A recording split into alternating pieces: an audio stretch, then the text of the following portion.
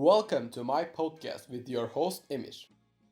Today, again, I'm going to host one of my, as I've mentioned before, most talented person in tech whenever I need him, like everything about tech, which is who is Zahid. So Zahid, if you want, you can again introduce yourself in another aspect that you haven't mentioned, or we can just start. All right, just a quick little presentation. Hello everyone. As Asad said, I'm Zahid. I'm into tech, cars, and a little bit of space. And you want to say the subject of this podcast, Emir? It is technology in the last, let's say, last 2 centuries. I guess, yeah, kind of like that, and the predictions that scientists made in the last 40 or 50 years. All right. We can start if you want. Yeah, of course. So I'm gonna talk about the technological advancements in the last 40 or 60 years. There are things like mobile phones and CDs. You know, in the older times, people used to use those little like square discs, the floppy disks, and now we have CDs. There were like brick phones of Motorola or Nokia. Now we have mobile phones that go into our pocket. There are planes which you can fly so economically. In the past, that was a that was a luxury. But now we have a lot of things that were predicted in the like 1980s or 1990s. We have those technologies, but there are some predictions that are too utopic, and we don't have them right now. So let me start with the medical side of predictions. For example, people thought in the 21st century or in specifically in the 2020s, doctors will use a let's say a casket or something like VR glasses, so they could see the patient from like remotely, and they could talk to the person who's near the patient, and they can say, all right, you're gonna do this, I see that, all right, the problem is this, and you gotta do this, or you know, they can say this operation is not safe to do at home, you gotta come here. So at this point, do you mean that it was predicted that the doctors would cure visually, like not by being there actually, but like treating the patient in a digital way? Yes, yeah, exactly. Okay. But this could be possible, you know, like we have video chat in our phones and it's really high quality, but you know, the medical equipment and the environmental situations are not suitable for these kind of operations, since we don't have those sterilized habitats in our homes. So this was not the reality right now. But there are some things that are present right now. For example, the fiber technology. We have extremely fast internet at our homes, even though I don't have. That's another subject. Yeah, but like some of us have, but you're the unlucky one. Yes. Unfortunately. Like you you have. No. I think it is like the lucky ones are. You know, do you remember the Elite World Europe Hotel in Istanbul West? Huh? Yeah. You remember the test you made? That? Huh? yes, I remember that. It was 100 megabits up and down. That was a topic for me, but it was there. All right, let's continue. All right. There is a picture of a like big phone, those like phone centers in London, the big ones, the red ones. There's something like this, and at the top of that there is a solar panel. So this is basically a phone that works with solar energy. But now we have lithium-ion batteries in our phones, and that is enough. That is way more than enough. So people maybe didn't realize that we could use these phones right now. They thought of a big phone that works with a solar energy. Alright, I'm continuing again. Alright, the smart homes. This was a big thing at the start of the 21st century. People thought in the 2020s everybody was gonna. Alright. I'm asking because I don't know. Which company has invented the very first smartphone? Do you know? Or that's a hard question. No, I kind of know the answer, but you can't really say this is the first smartphone. It's a evolution. It's not, one night somebody said that I invented the smartphone. It's not something like that. But we can say the first iPhone as the the dad or the grandfather of the phones we have today, because it was the first phone that had a touchscreen, only a touchscreen. No, there were no physical buttons except the home button. It was all screen. And then after that, Samsung made a deal with Google about the usage of Android on the phones, and then actually companies started copying iPhone. So before iPhone, there were phones that are really capable, but as I mentioned, we can think the iPhone as the first smartphone. Okay. All right, there's the answer. So smart homes. As I said, everybody thought that we would have smart homes, but we don't. I mean, I still have like I'm still the let's say the maid of the house, because my house, like, it's not totally mine. I mean, but the house that I live in is worse than a stupid. Like, it has nothing that is correlated with smart thing. All right. So you called your home stupid, right? I do, because do I get this right? yeah. I mean, I call it stupid because it has got nothing except the walls. I mean, like, full of stones. You're right.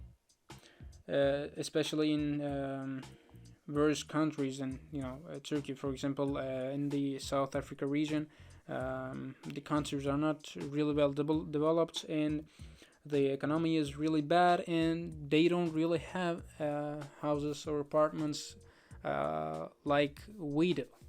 So smart homes are really a feature. It was a feature then, and it is a feature now. Yes, there are some people in the United States, especially in Los Angeles, there's a lot of companies that build your home smartly. So they build it from ground up, and they make the the cable positioning and the other stuff, the solar panels and stuff. They do it according to the word smart. But it's not widespread. Not everybody has those.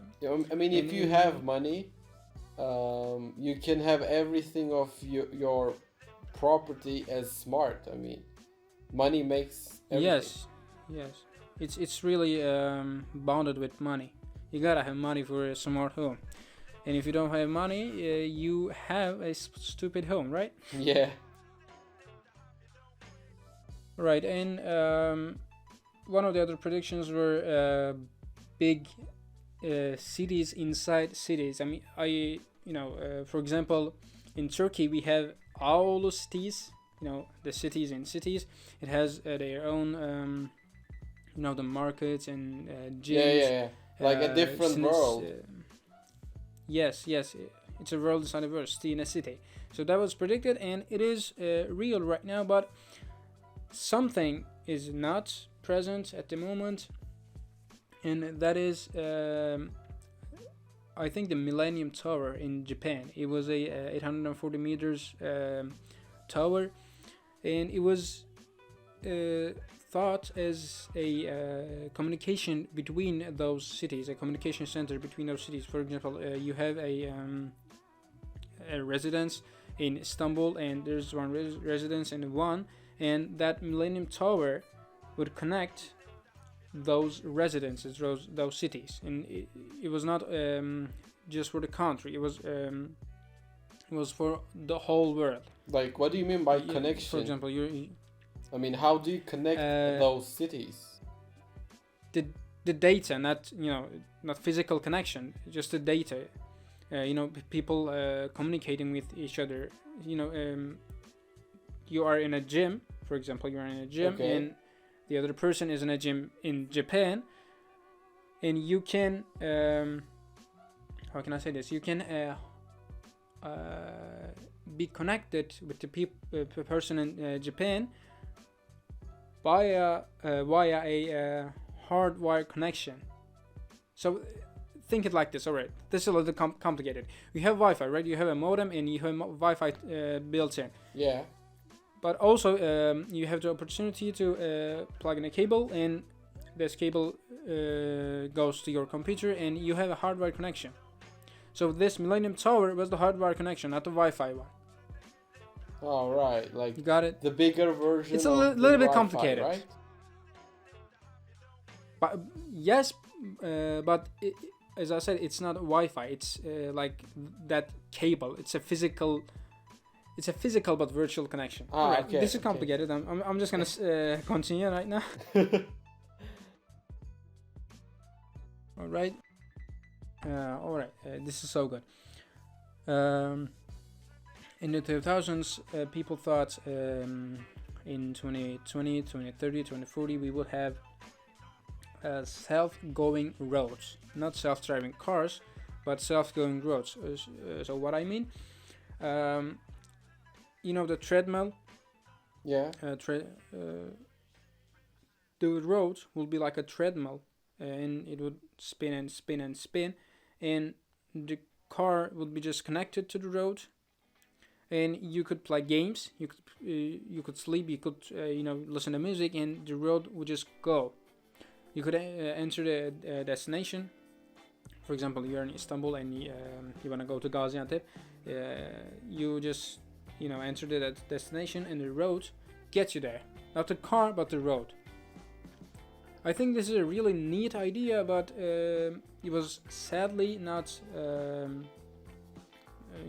developed right now, because I think it's a expensive technology. Yeah, and it is hard to manage. And other one is trains on a line. Yes, we do have trains on a line, but what I mean by this, there's just one, let's say, stick under the train. Okay. And that stick is movable, like a war. You can configure it via a let's say joystick, and the machinist enters the destination, and that stick like swivels and gets the train where it's going. Okay. You understood it? Yeah, got it. I'm going by the complicated things. Sorry.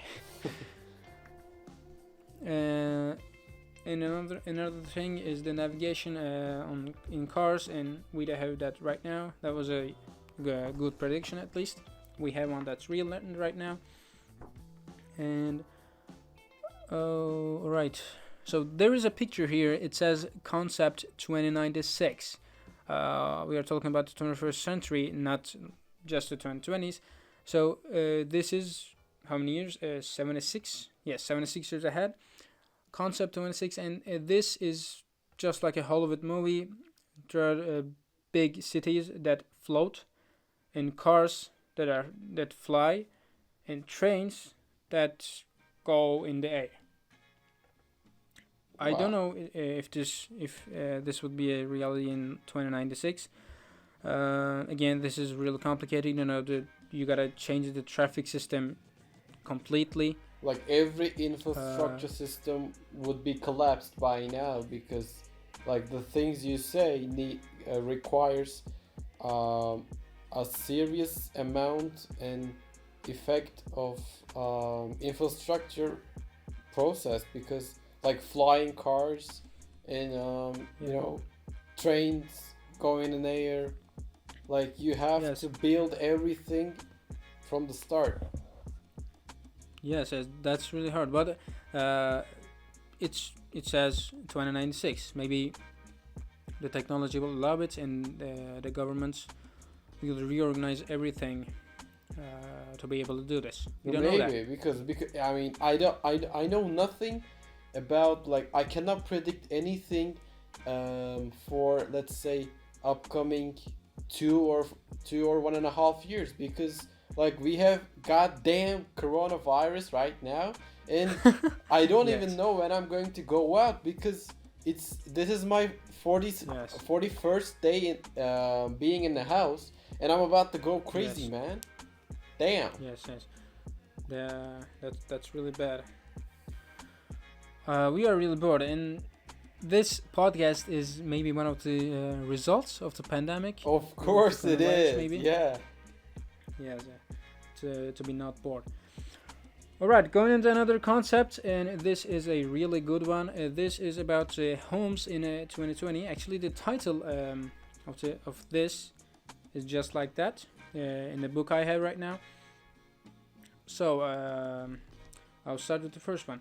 All right. So this is a showering cabin, and inside it there are sensors and cameras that monitor your health as you shower.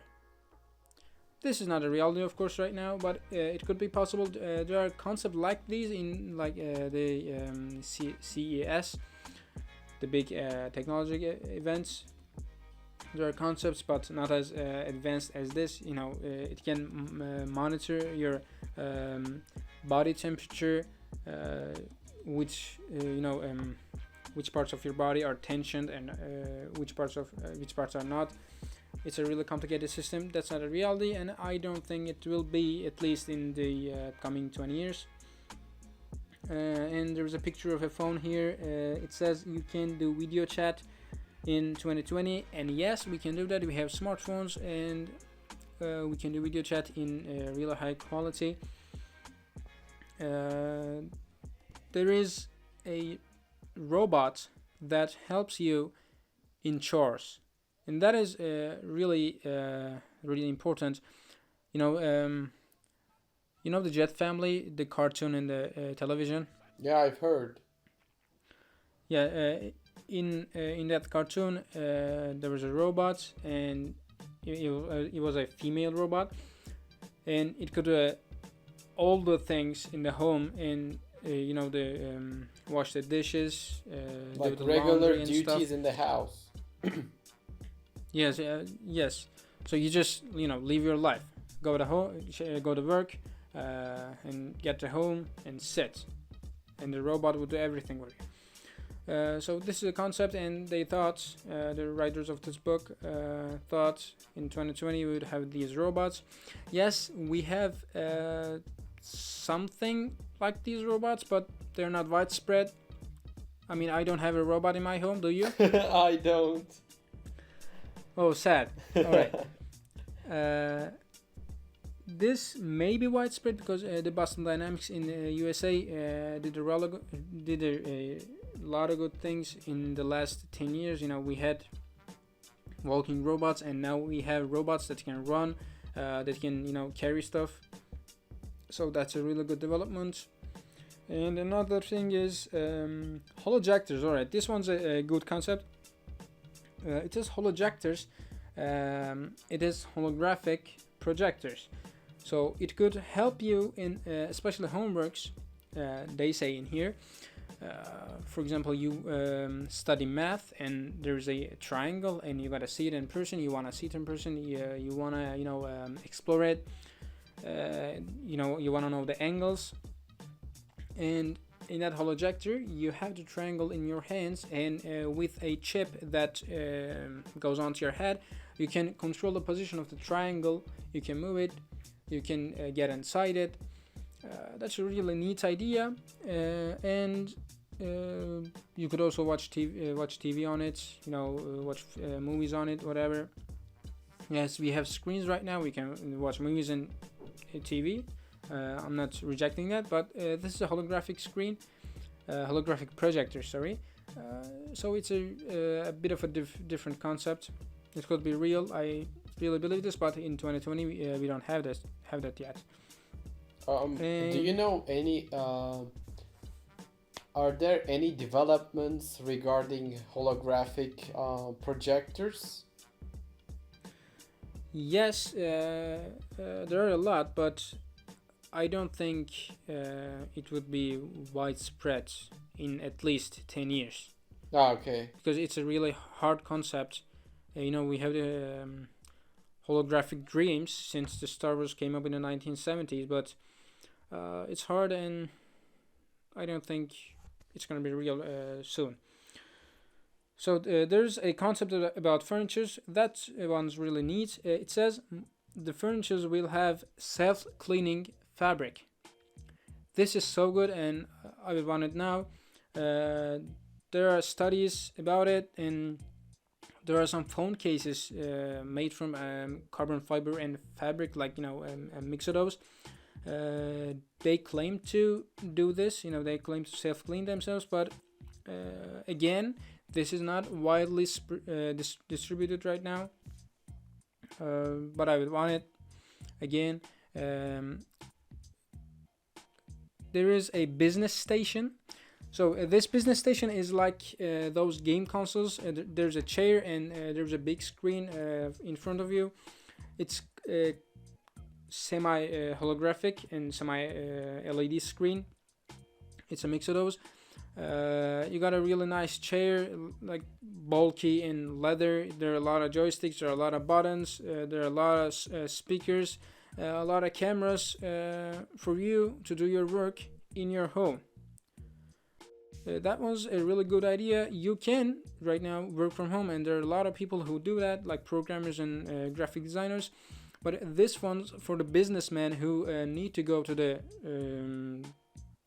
company building, but they don't want to or they don't need to, so they can do a lot of things with this business station.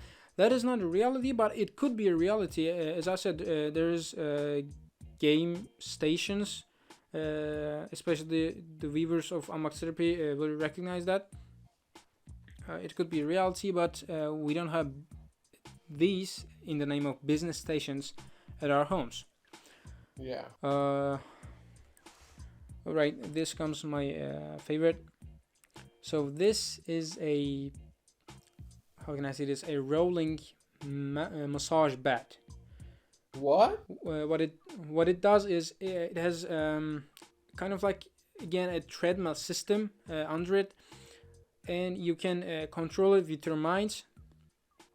And it has a lot of arms, a lot of screens, a lot of how can I say that, needles, those Japan needles when they massage you. Yeah.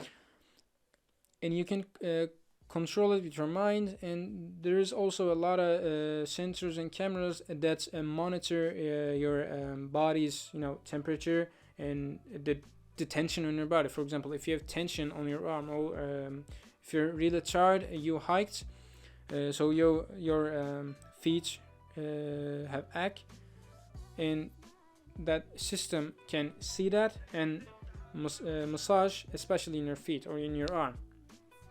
That's really neat, but we don't have that, and we don't even really have self-massaging beds. I wish we did, but we don't. And there are two things that's mentioned in the book that are reality. One is electronic wristband, like Apple Watch. We have that.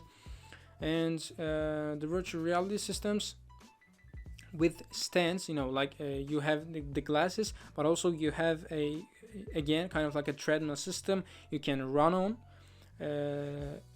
In FPS games, a lot of people use these, with the joysticks in your hands and the treadmill under your feet. You can run and you can use the joysticks to shoot people or stuff.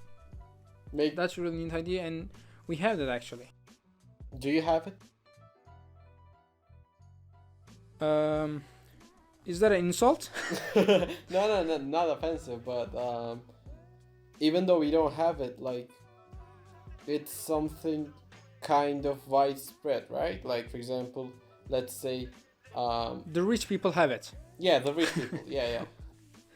We can say that it's a expensive system, but generally, if you want to game really hard, it is expensive. The PCs and stuff. It's really complicated. Yeah. In the 1990s, people said we could copy DNAs and we could put nanorobots in the veins. That is really interesting. There would be nanorobots in the veins, and they could travel through the blood to see if there's any complications in our system. That could be really useful in the coronavirus pandemic, because we don't really know what the virus does and what it affects in our system. So that could be very good, but we don't have nanorobots that travel around in our body. Yeah. And also the scientists guessed that there will be vegetables and fruits that are genetically modified, and yes, we sadly have those for fruits to look good and taste good, but I don't think that they taste good. They might look good, but they don't taste good. They're like a product that is manufactured in a fabric, and I feel like I eat something like a telephone, not natural, or something like yes made.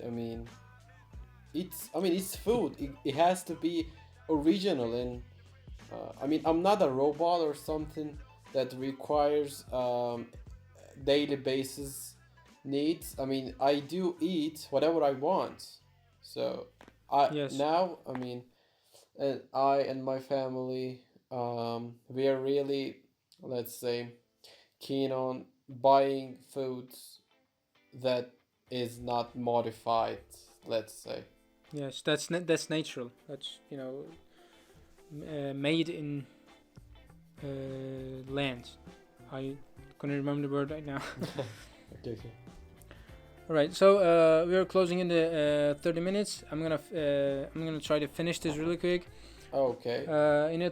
In the 2000s, the doctors thought that we would have replaceable body parts. We kind of have those right now, those prosthetics, but they're not really replaceable body parts. They're just when you lost your arm, doctor says that you need a prosthetic and you have it, but it's not a replaceable part. We don't use those like this. The mentality is not like that. But doctors thought, for example, you don't like the eye of yours and you don't want to get a lens, so you just change your eye. That's not real, and I don't think that is realistic actually. Yeah, you can't just create a, let's say, I don't specifically know, but for example, 500 megapixels eye made in 3D printer. It comes to yes. it comes to my mind that it's even unimaginable, Yes, I agree with you. There are robots. Yes, we do have robots, but they are not that advanced. Yes, those robots are commonly used in factories and stuff, but we don't really have them in our houses. and we don't really have robots that act like human. And for robots to act like human, we do have advanced AI. Yes, we do have AI, and that is really important. And it's actually used in a lot of places that we don't even think of. For example, in YouTube, the basic example in YouTube, the suggestions is being made by an AI system. So it says, all right, Emir watches these videos, you could watch this video, and the system that decides that is an AI system. But still, AI is not a human, and I don't think it will be a human in at least, let's say, 25 or 30 years. At least I do believe that way. There's virtual reality. Yes, we do have virtual reality right now, but not as advanced in this book. It says virtual reality could be used by doctors to operate remotely. Yes, we we did talk about this, but this is a little bit different. It says there will be all the medical equipments will be in a house, all of the blades and stuff, and the doctor could just use the glass, the virtual reality goggles, and could operate remotely. That is too risky, and a human's life is not something that you can risk. So that's not reality, and I don't think it will be a reality in at least 100 years. I'll say that, because that's human's life. There's virtual books. Yes, we do have those. The Kindle and the ebook. You can even read book on your smartphone. There's the technology of invisibility. The people believed in 1980s. They said there would be a lotion and you could just rub on your body and you go invisible. That's not real, and I don't think it will be real anytime. I think the invisibility is about DNA, if it even exists. And there are smartphones that are way smaller. There are cameras that are way smaller. There are televisions that are way smaller. There are computers that are way smaller right now. And people actually predicted that in the early 1980s. They said everything will be small, and yes, they are right. There are computers right now that are in just the size of an iPhone 7 Plus. And that actually concludes my speech a little bit. So we talked about the predictions made in the 1980s, 1990s, and 2000s, and we did talk about what we have right now. Yeah. And we have I guess the 40% of what I just told. That is a good percentage, but there are some predictions that are really utopic, and I don't think they will be real in, let's say, 50 years. So, what do you think? I mean, firstly, will they be real? Do you believe those scientists? I believe them that we'll have that much advanced technology in, let's say, in at least 100 years, because we are having some phenomenons and some issues, some risks. You can't predict every single thing that is going to come up. So